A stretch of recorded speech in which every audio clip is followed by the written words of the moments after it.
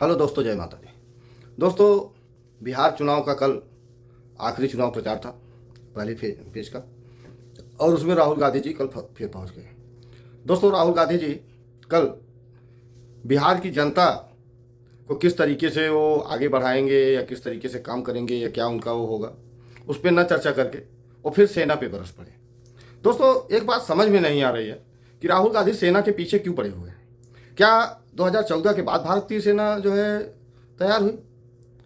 भारत की सेना तो 1947 में जब देश आज़ाद हुआ उसके बाद से ही जो है भारतीय सेना है, और तीनों सेनाएं हैं। और भारत की सेना में जो भी प्रक्रिया है वो 1947 से ही है। और उस समय पहले प्रधानमंत्री पंडित जवाहरलाल नेहरू थे, उसके बाद जो है इंदिरा गांधी भी आई, फिर उसके बाद इनके पिताजी राजीव गांधी आए, उसके बाद इनके मनमोहन सिंह भी आए थे, जिनको लोग अब जाने दीजिए क्या बोले। अब सेना के अंदर कल इन्होंने बताया कि 10% लोग हैं जो पूरे सेना को जो है डील करते हैं। दोस्तों, ये फिर सेना के अंदर जो है जाति लेके आ गए। मतलब जो भारतीय सेना जाति से उठकर देश की रक्षा के लिए अपनी जान को जो है न्यौछावर कर देती है, एक कांग्रेसी कल जो है फिर जो है आके बरसने लगा। दोस्तों, समझ में बातें नहीं आती कि राहुल गांधी सेना के पीछे क्यों पड़े रहते हैं। आप लोग देखिए कि जब इमरान खान प्रधानमंत्री था पाकिस्तान का, इन्हीं राहुल गांधी के सेना के बयानों को लेकर भारत के ऊपर बयानों को लेकर वो इंटरनेशनल कोर्ट में चला गया था। एक डोजियर जो है दिया था कि राहुल, वहाँ का विपक्ष का नेता इस तरीके से बात कर रहा है, अगर ये गलत है तो आप लोग जो है हमको बताइए। अगर भारत का ही जो है विपक्ष का नेता इस तरीके से बात कर रहा है, ये वही कांग्रेस पार्टी है। पूर्व सीएम शीला दीक्षित का बेटा जो है भारत के सेना अध्यक्ष को जो है चौराहे का गुंडा बोला था। कन्हैया कुमार, जिसने हमारी सेना को जो है बलात्कारी बोला था। दोस्तों, इस तरीके से अपमान करने का ठेका केवल जो है कांग्रेस लेके बैठी है। और क्यों? अगर सेना के अंदर कोई भी परिवर्तन प्रधानमंत्री मोदी जी लाए हों या बीजेपी सरकार लाई हो, तो उसको देश की जनता के सामने इनको रखना चाहिए कि हम जो है ये प्रक्रिया थी, आज जो है प्रधानमंत्री ने इसको चेंज कर दिया। प्रक्रिया तो सब वही है। फिर आईएएस पे आ गए, आईएएस पीसीएस जो भी है। आज अगर कोई परिवर्तन हुआ है तो उसको देश की जनता के सामने रखे राहुल गांधी।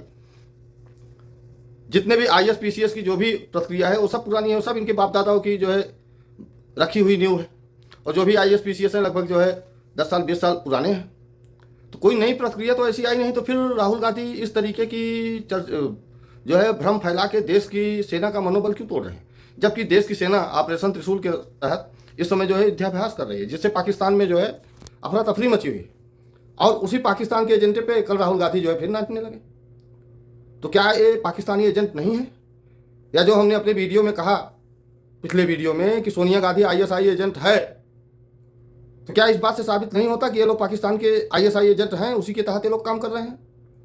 दोस्तों, राजनीति करें, उससे कोई लेना देना हमारा नहीं है, चाहे इनकी सरकार बने या बीजेपी की सरकार बने या किसी अन्य पार्टी की सरकार बने, लेकिन कम से कम देश की सेना, देश की जनता या भारत का विरोध इस तरीके से तो ना हो तो ज़्यादा बेहतर होगा। दोस्तों, यही नहीं, जो इस समय प्रधानमंत्री मोदी हैं, जिनको लोग जो है आज जो है कुछ लोग जो है पूछते हैं, मैं उनसे पूछना चाहता हूं, क्या प्रधानमंत्री मोदी देश के साथ गद्दारी नहीं कर रहे हैं? अगर नहीं कर रहे हैं तो आप लोग बताइए कि इस जितने भी देशद्रोही हैं, जितने भी आज जो है भारत के विद्रोह में बोल रहे हैं, इन सब के ऊपर घोटाले से लेकर सेना के अपमान तक के कितने केस जो हैं, वो कितने केस हैं? और अगर केस हैं तो सरकार क्या कर रही है, या देश की सुप्रीम कोर्ट क्या कर रही है? कहाँ है मिला जो हर बात पे ज्ञान देने चले आते हैं? अब उनको नहीं, अब स्वतः संज्ञान लेने का समय नहीं है मिलाद के पास, क्योंकि उनको तो नोटों की गड्डियाँ गिनने से फुर्सत नहीं होगी। तो कहाँ से जो है लोग जो है देश की सेना या देश की जनता के बारे में सोचेंगे? दोस्तों, अब अगला मुद्दा जो है देश में एसआईआर का जो है गर्म हो गया। फिर कल से ही जो है देश के 9 राज्यों में एसआईआर शुरू हो गया। और एसआईआर शुरू होते ही ममता दीदी जो है कल सड़क पर आ गई, और सड़क पर आके उन्होंने कहा कि आधार कार्ड क्यों नहीं मान्य होगा। और जैसे ही उन्होंने आधार कार्ड का मुद्दा उठाया, तुरंत ही एक रिपोर्ट जो है केरल से आ गई। केरल की जनसंख्या टोटल जो है 3 करोड़ 60 लाख है, और केरल में आधार कार्ड जो है 4 करोड़ 9 लाख है। मतलब इस रिपोर्ट के आधार पे लगभग 49 लाख फर्जी आधार कार्ड जो है केवल केरल में है। और पूरे देश की जनसंख्या उस रिपोर्ट के आधार पे 141 करोड़ कुछ लाख है। और पूरे देश में इस समय आधार कार्ड 143 करोड़ कुछ लाख है। लगभग 2 करोड़ के आसपास फर्जी जो है देश में इस समय जो है आधार कार्ड मौजूद हैं। अब सोचिए कि जब लगभग 2 करोड़ फर्जी आधार कार्ड टहल रहे हैं और जिस समय SIR होगा तो मेरा आंकड़ा है कि कम से कम 4 से 5 करोड़ फर्जी आधार कार्ड पूरे देश में दोस्तों मिलेंगे।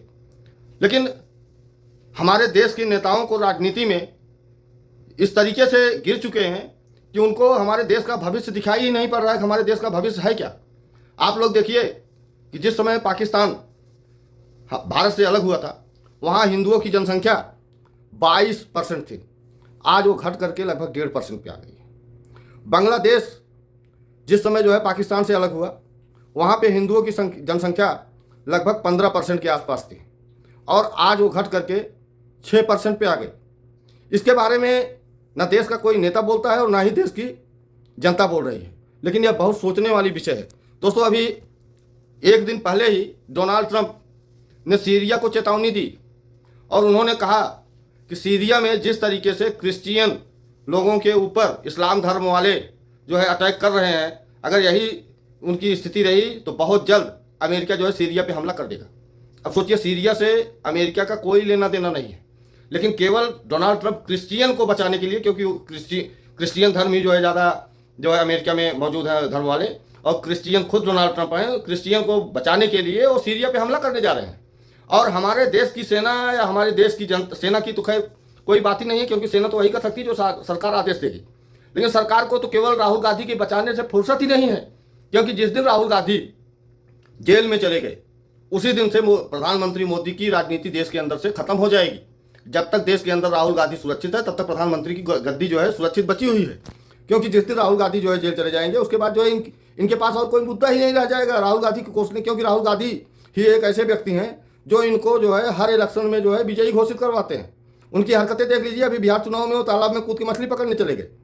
जिस तेजस्वी यादव के साथ में वो लड़ रहे हैं उन्हीं को जो है उन्हीं के मंच पे खड़े होकर वो जो है बता रहे हैं कि प्रधानमंत्री मोदी जो है अंबानी के शादी में जो है निमंत्रण में चले गए, और जबकि उसी निमंत्रण में लालू प्रसाद यादव को केवल एक निमंत्रण था और लालू प्रसाद सब परिवार गए हुए थे।